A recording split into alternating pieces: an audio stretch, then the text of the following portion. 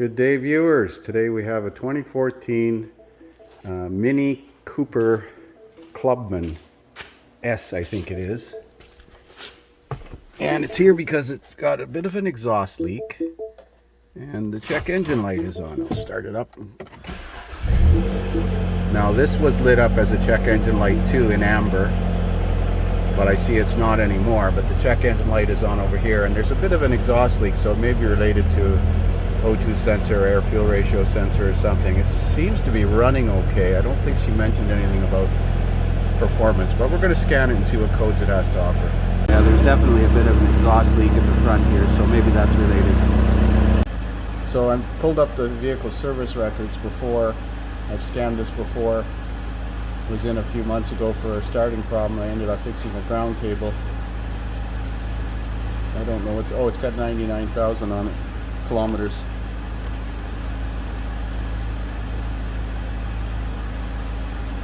Code scan, pre-scan. Probably have to do with the key on, engine off, but I'm going to try it running. Mixture control, fuel ratio too rich.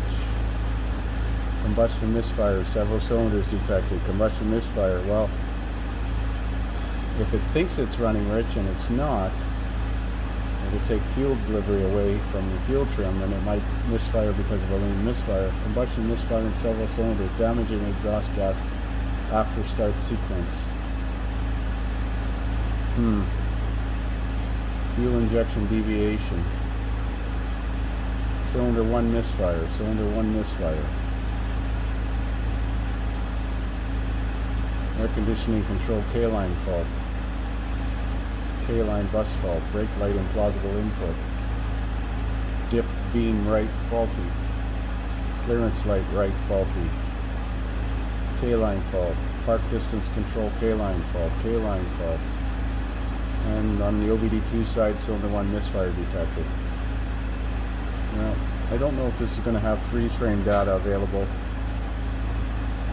but I think we better explore the exhaust leak first because that can affect the air fuel ratio sensor. Let's go into the DME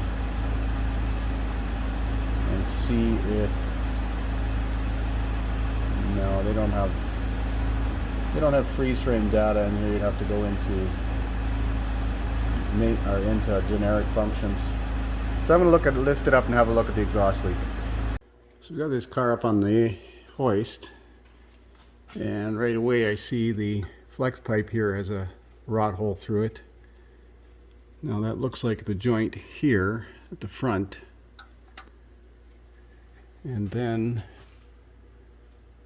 there's a second, looks like a second cat and a resonator, and it looks like it's one piece all the way to the back. That's just freaking stupid. Oh boy. Yeah, that's one piece all the way from the front catalyst. I don't want to change this whole entire exhaust system because of that one flex joint. Maybe we can put a universal one in, because any of the aftermarket parts are not going to last any longer than a universal one welded in place. Well, I'll measure it up and see what's available.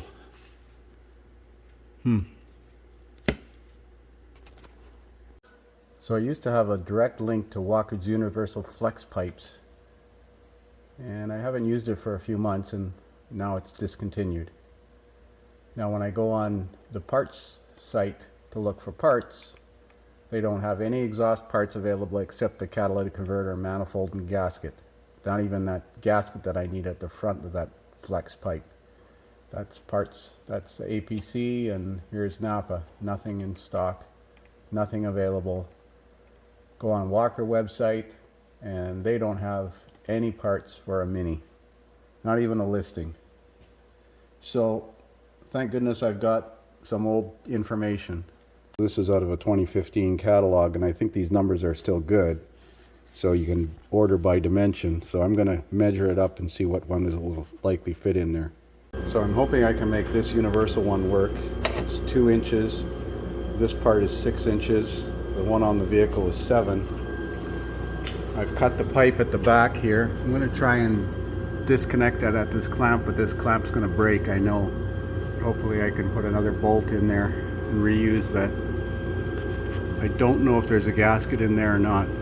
Well, I would have never believed that would have came off, but it did. So let's get it off and we can try and weld the piece in there. I got to take those 2 bolts off too. So that took a bit of expanding. Expanded this from 2 inches to 2.2 inches. I cut this off. I temporarily bolted it back on. There's no gasket in here, so this is tapered flange. And I think I can reuse this, make a new bolt for this.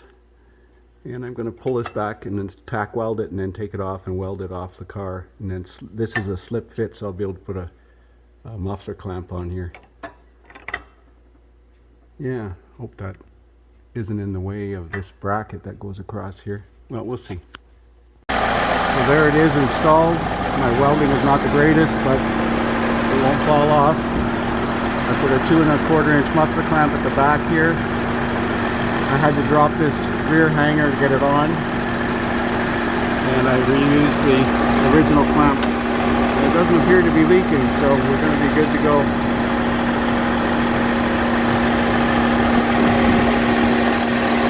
I'm not sure if that's going to fix the fuel trim codes, but anything is possible. We're going to clear them out and take them for a road test. So I'm doing a network code clear for all the codes from all the controllers. Then we're going to take it for a road test and see how it runs.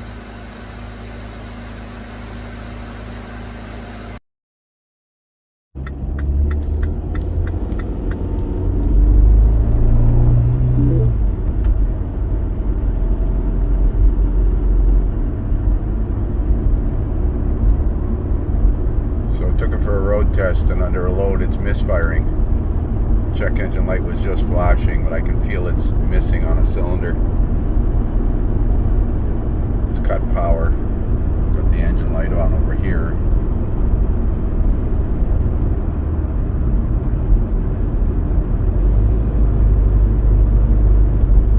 Yeah, it's like an ignition misfire. Well, we'll see what codes it's reset, and we'll get back to the shop and have a look at the plugs. Trying to climb this hill today. It's definitely running on 3 cylinders or 2. Very, very sluggish.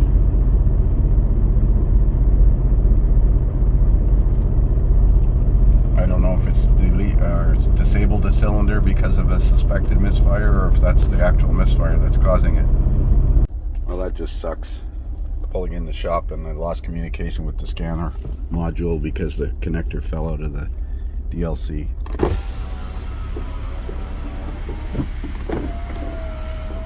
That's weird. This window wasn't rolling up and down properly before, and now it is. This car is full of gremlins. Did we lose that recording? Yeah, we did. Alright, let's scan it and see what kind of codes we have.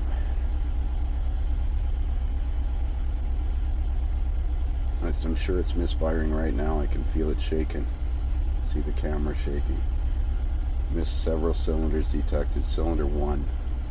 Fuel injection deactivation. So it's turned off injector number 1 by the looks of it, according to that. Well, let's have a look at the engine while it's running. I think it's turned off when the one injector. I don't know if it's maybe we can look at the temperature of the coil. I disconnect the one coil, it makes no difference.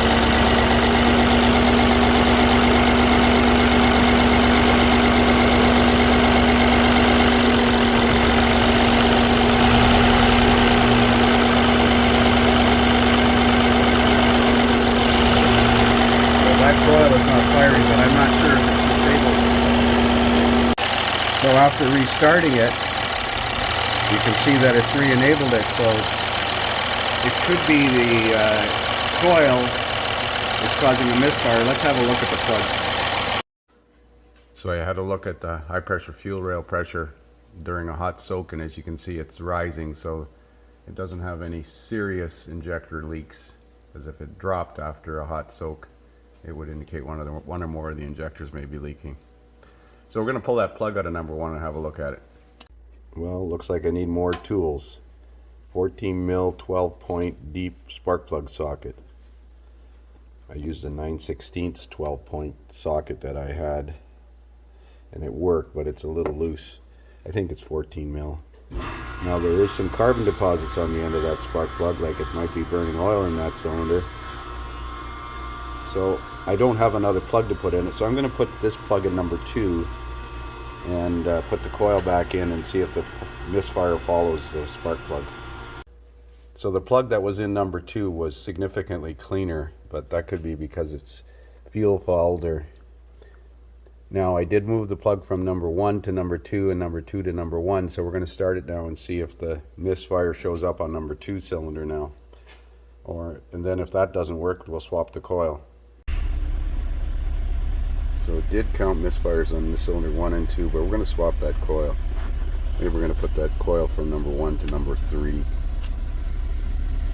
Let's see if number 3 cylinder showed any misfires. No, number 3 cylinder is good. Okay, so I switched the coil that was in number 1 to number 3 cylinder because it didn't record any misfires. This thing recorded misfires on cylinder 1 and 2.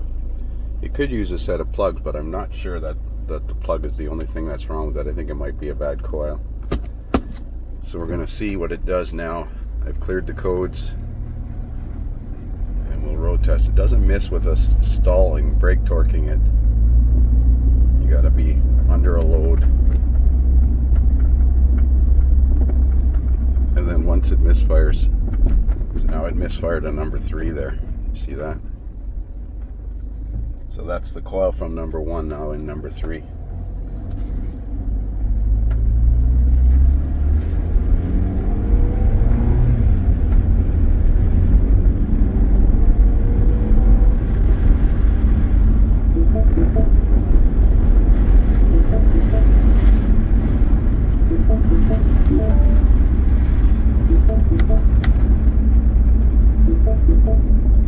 Refresh rate is pretty damn slow on this thing.